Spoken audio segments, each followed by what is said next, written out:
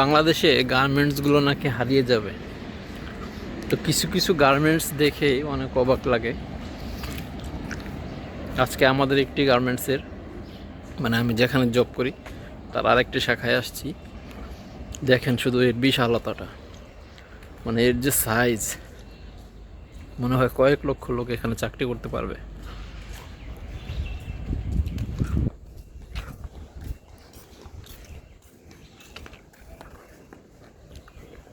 যে আমার আরও দুই কলিগ তারা হেঁটে যাচ্ছে সামনে। আমি আছি, আমার পিছনে আর একটা গার্মেন্টস আছে।